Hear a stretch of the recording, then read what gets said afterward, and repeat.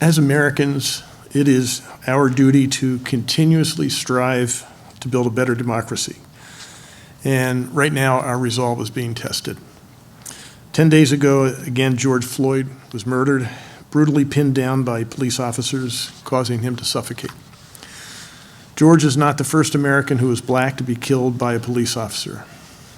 Far from it. And Pennsylvanians and Americans are joining together to demand long overdue change. Protesting has always and always will be an essential part of democracy. In fact, the protests that have been occurring throughout the nation over the last couple days have done their intended job. They've called our attention once again to the systematic injustice that has blocked our nation from living out our destiny as a land of freedom and equality for all. Earlier this week, I spent time in Philadelphia, talking with community leaders, clergy, local officials, business owners, and was there to listen and take their ideas and struggles and their plans back to Harrisburg. I also talked with community leaders in Pittsburgh and in Harrisburg and other cities all around the Commonwealth of Pennsylvania. Throughout this week, I urged de-escalation and preached the theme of unity in Pennsylvania. But I acknowledge that as a leader, I need to provide a reason for people to actually want to de-escalate. I need to show that I'm listening. All of us here in Harrisburg need to show that people are being heard. So today, I'm taking steps to address concerns about long-standing violence and oppression against Pennsylvanians of color. First, I'm directing the MPOETC, the state police, and all other training academies for law enforcement to review their training curricula. This will include a thorough review and revision of use of force training. We will also develop standardized testing and best practices for verbal de-escalation techniques, trauma-centered approaches, mental health first aid, and implicit bias training. This is based on recommendations from the 21st Century Report on Policing that was created under the guidance of President Barack Obama and co-chaired by Commissioner Ramsey, formerly Commissioner of Police in Philadelphia. This effort will commence immediately. Second, I'm going to help municipalities, all of us are going to help municipalities develop citizen police advisory boards. The Pennsylvania Commission on Crime and Delinquency will develop a program that provides technical assistance to municipalities to create a citizens police advisory board to address police action that leads to injury or death. We will work with cities and towns to create organizations that provide transparency and independent accountability. Third, we need to do the same on the state level. I'm going to create a Pennsylvania State Law Enforcement Advisory Commission that will review incidents of misconduct within law enforcement agencies under my jurisdiction and make recommendations to me and the heads of those agencies on how we can improve public interactions and prevent misconduct, oppression, and violence targeted at Black and brown communities. Fourth, we'll be creating a Deputy Inspector General within the Office of Inspector General. The Deputy Inspector General will be charged with four things: deterring, second, detecting, third, preventing, and fourth, eradicating fraud, waste, misconduct, and abuse among law enforcement agencies under my jurisdiction. And I encourage local jurisdictions to establish similar protocols. I had a conversation yesterday with Charles Ramsey, again, Commissioner Ramsey, who chairs the Pennsylvania Commission on Crime and Delinquency. And as I said before, he was the co-chair of the Commission on 21st Century Policing. Our law enforcement agencies have implemented many of that commission's recommendations across Pennsylvania. But we're going to speed up the process so our law enforcement agencies have a better sense of community relations, and better record of community relations, and a better understanding of the people they serve. Fifth, we will task the Pennsylvania Commission on Crime and Delinquency to create a racial and ethnic disparities subcommittee under the Criminal Justice Advisory Committee. This subcommittee will be tasked with reviewing criminal justice data at all decision points to develop a comprehensive strategy for policy changes, educational programs, funding, and technical assistance programs at the state and local levels.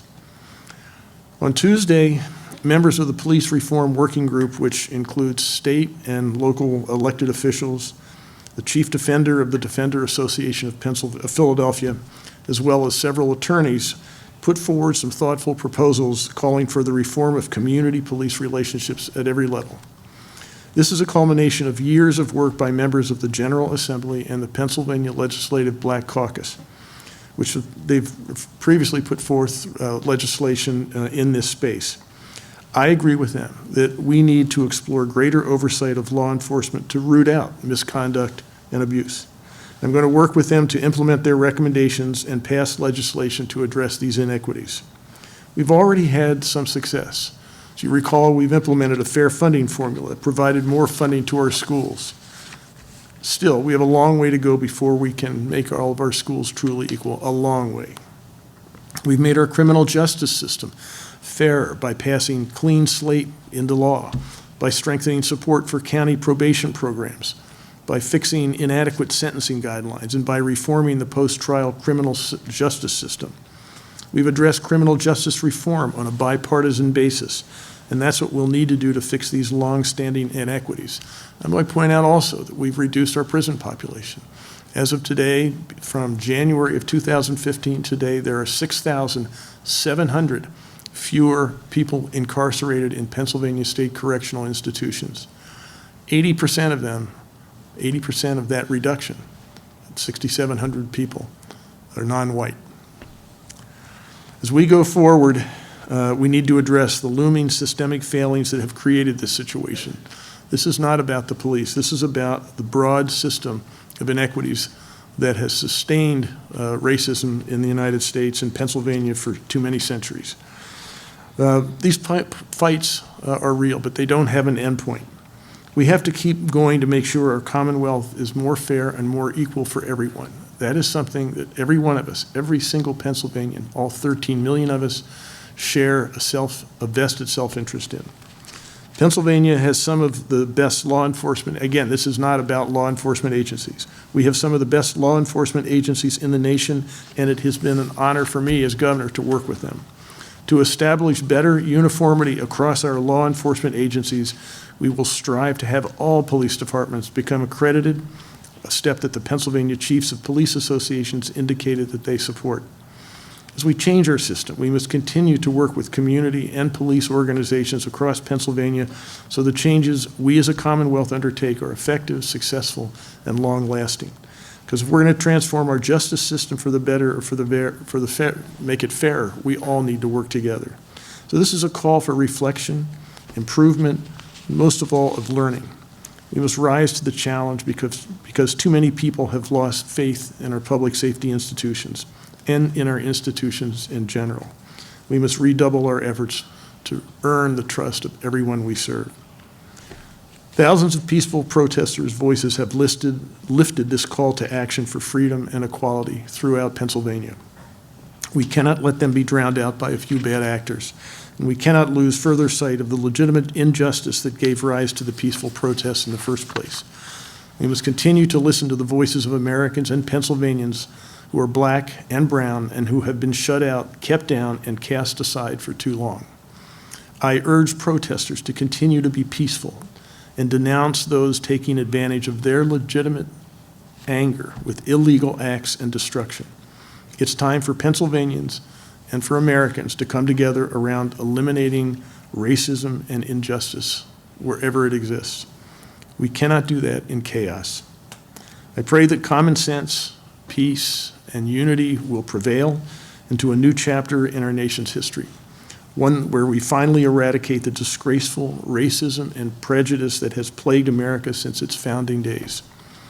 People who are black and brown should not have to lead this change alone. Leaders who are white need to call out the injustice and speak out alongside the communities that have been repressed in this country for centuries. We have the chance to make our nation and our Commonwealth the one our founders envisioned, one of justice and liberty for every American and every Pennsylvanian. Our founders believed we could do this, and I believe we can do it too. Thank you. Now, happy to take questions. Governor Yeah. Wolf, thanks for giving us this time. Where do you think we've fallen short here in Pennsylvania, in particular in some of these areas? It seems there have been efforts in the past to make these type of changes that you're talking about. Well, again, and if you look at the 21st century report on policing, it looks at broad areas. You can go from education to healthcare to housing to food security. This is an issue that extends throughout the way we live, and we can no longer afford to have two Pennsylvanias or two Americas. This is a call for all of us to pull together and say, we need to have equity, fairness, decency, humane treatment of each other. Again, as I keep saying, if you can take justice away from somebody, you can take it away from you. If you can take justice or if you can take an equal opportunity from somebody, you can take it from everybody. We're all vulnerable to that. Unfairness is pernicious, and it can extend like a cancer if we don't stop it. And we can't say that it's okay to do it over here, because if we do that, we basically conceded the point that it's okay to do it to me. And we can't, I'm not going to concede that. Yes? So do you support improved access to police body cam footage? And if so, will you reverse Act 22, which limited access to that footage? Yeah, I think that's among the things that I want to work with the Legislative Black Caucus and see exactly how we proceed with that. But yeah, I think that's a good idea. Yeah, Mark. Governor, to what extent would you support public access to police videos? I mean, you signed the law in 2017 that exempted it from the right to know law. Have you thought about the extent to which you would like to see the public be able to access that? Yeah, I think we need to be more transparent, and I would like to revisit that. Yeah. To the body cam point, and because a lot of these deal with police entities under your control, was there any thought to making some sort of requirement that state police wear body cams, because that's relatively limited at the moment? Yeah. No, as I say, I agree that we need to revisit that. Yeah. Governor Wolf, it's good to see you in person again, first off. Thank you. Secondly, I'd like to hear more about the first point. Are you calling for all law enforcement across the state to rehaul the way they train for de-escalation? I think that's like a big thing a lot of people are calling for, so I'd like to hear more about that. Yes, I am. Now, again, constitutionally, municipalities have their own prerogatives and their own rights, so I recognize that part of what I have here is a bully pulpit. But I think what we've seen is a need for our officials to be as transparent as we can possibly be, and to be trained in a way that would actually make them better stewards of their communities. Yeah. Governor Wolf, also, the PLBC, when they were looking at things that they thought you could do within your executive authority, noticed that they thought you could have the Pennsylvania State Police collect more information on police misconduct, police brutality, and make that information public, sort of make a clearinghouse within PSP for more data. Is that something that you would support? I didn't hear that mentioned among your executive actions today. Yeah, what I'm going to do is continue to work closely with the Legislative Black Caucus in terms of looking at things that we could do that I haven't announced today. So I will continue to work with them. Yeah. Governor, have you spoken to police about these plans, and how concerned are you about the safety of officers going forward, because we have seen a number of attacks on them, and by de-escalating situations, could there be a balance? Yeah, I'm concerned about I think all of us have a vested interest in making sure that there is a level of trust between community and police officers. We're not going to get to that if we're asking our police officers to defend a system that discriminates, where an education system isn't doing the right thing. I mean, that's unfair. So I want to build trust, and what I'm trying to do is not focus on saying the problem here is the police. It's that we don't have trust, and that stems from a much broader contextual truth in American society that it's just not fair. Yeah, Charlie? Governor Wolf, the second point today was about citizen police advisory boards at the municipality level. And I just wanted to be clear on that. Are you actually suggesting that every municipality with a police force create one of those boards? Yes. Because some of the police departments are obviously very small. Yeah, and I recognize that some of them will push back on that. And I don't have the right to impose that, but I think that's something that communities really ought to do, because their citizens ought to have absolute faith and trust in the people who are serving them on the front lines. Can you elaborate on exactly like what kind of teeth would those advisory commissions have? What would you see them doing on the local level? I don't have the details of that needs to be worked out. Yeah. Governor, has there been any pushback from the police unions? What have they told you in response to these recommendations? I think there's legitimate reason to be concerned, and I think the point here is that what I'm trying to do is figure out a way to build level of trust between the people who protect and serve and the communities that they protect and serve, and that's I think going to require more transparency and more of the things that I'm talking about here. Yeah. Will the state police, will the Inspector General release data of use of force among state police? And because this is through executive action, once you leave, will he also leave? Will the Inspector General? So those are two questions. The answer to the second question is the Inspector General's term is going to be up to that person. Typically serves at the pleasure of the governor. So whoever the governor is may or may not keep that person on. So may survive my term. And as to exactly what they make public and what they don't, I don't have that right now. Don't have that detail. Yeah. On the state advisory commission, how is that different than entities and mechanisms that already exist to review improper conduct by state law enforcement officials? I mean, presumably there are some mechanisms that already exist. What does this do to go beyond that? No, we don't have one right now.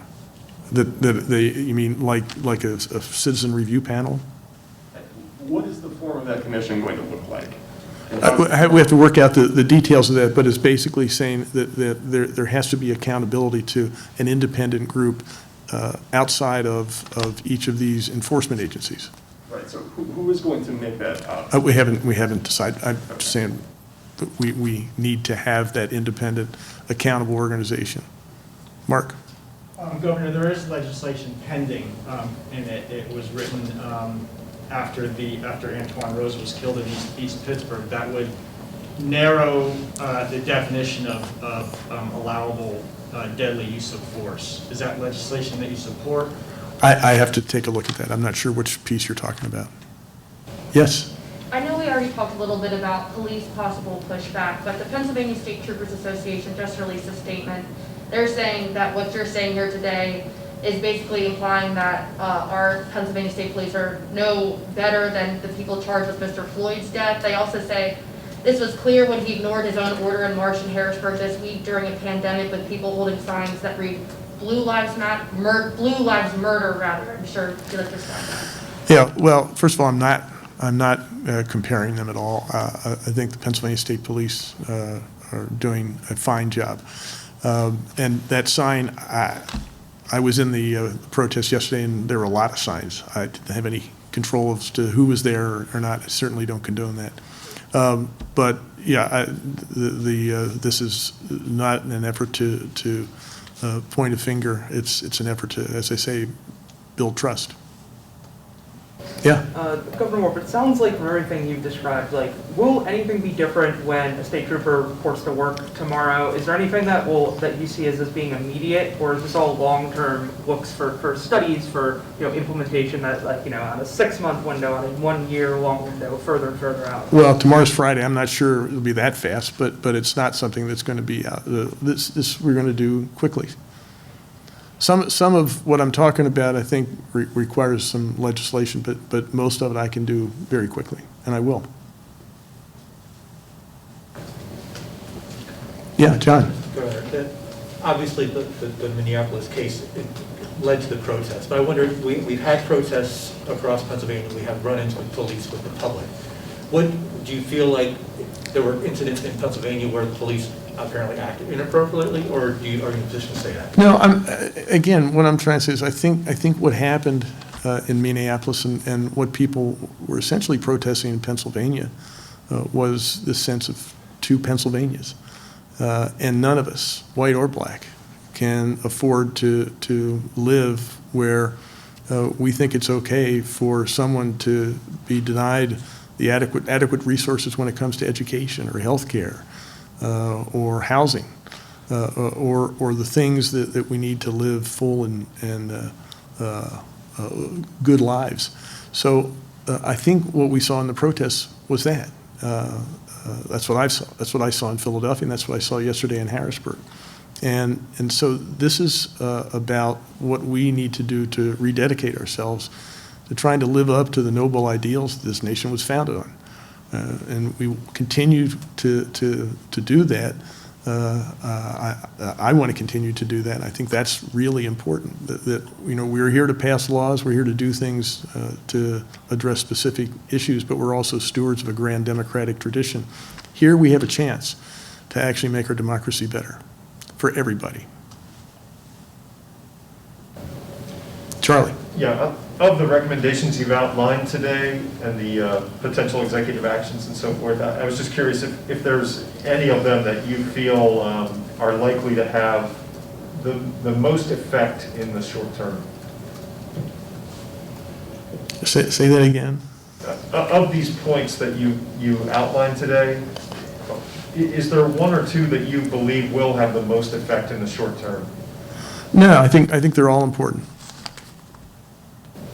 Yeah. So these bills on police reform have been pending in the General Assembly for years and years. When Rose was shot, they were introduced and they lingered in committee for years. Why do you think that is? And do you think they'll now get the support of the GOP? Well, I'm hoping. First of all, I think the unrest, civil unrest, may remind us that we still have a long way to go. And as I'm trying to say, this is not something that's a zero-sum game. This is not the black versus the white community. This is all of us, all Pennsylvanians, 13 million of us. We have a shared interest in making this system as fair and equitable as we possibly can. Again, if we feel that it's okay to discriminate against one group, then we leave open, we give license to someone else to discriminate against us. I don't want that. You shouldn't want that. I don't think there's any Pennsylvanian, white or black, who should want that. So this is a moment in time when I think we have a chance to bring Republicans and Democrats together and say, okay, we can disagree about all kinds of things, but we ought to have a system where that child should have an opportunity to go to a school that is every bit as good as the one that your kid goes to. That health care should not be denied to them when it's not denied to you. The things that make up your life should be available to the lives of everybody in this Commonwealth. That's what this is about. I don't think that should be a partisan thing. And the fact that it has been in the past, I think, is maybe our inability to understand just how important and how central this is to our democracy and how we live our lives every day. Yes? Governor, have you seen any data or anecdotal evidence that communities of color have suffered more in the economic effects of the pandemic and the shutdowns? And if you have, is there any way that aid is being targeted to them, or is being some steps taken to help them specifically? I think I can get you the data, but there is data showing the unemployment rate among African Americans is higher, that the incarceration rate is higher among African Americans. Before I put a moratorium on the death penalty was applied to African Americans more than whites. So I think there's a lot of data that our schools in African American communities tend to have fewer resources. So I'm not sure that I've seen anything to say that the African American community has not been disadvantaged. I'm specifically tied to the pandemic and then the. Oh, shutdown. I think I can get you some information, but we have collected information on the prevalence of the disease, and the African-American community is one of the vulnerable populations. Obviously, the elderly, African-Americans have been vulnerable to COVID-19. So if that's what you mean, yeah, we have seen that. Governor, to the extent that you're talking about directing training academies to review their use of force policy, do you have that legal authority to tell them, go and review this, make sure it's up to date? I think that I'm not a lawyer, but I don't think I do in terms of local municipalities, but we do provide a lot of training for local municipalities, and I think to the extent we can say this is just a normal part of training for somebody who wants to go into police work, that will actually be taken up by local municipalities. Okay, thank you very much.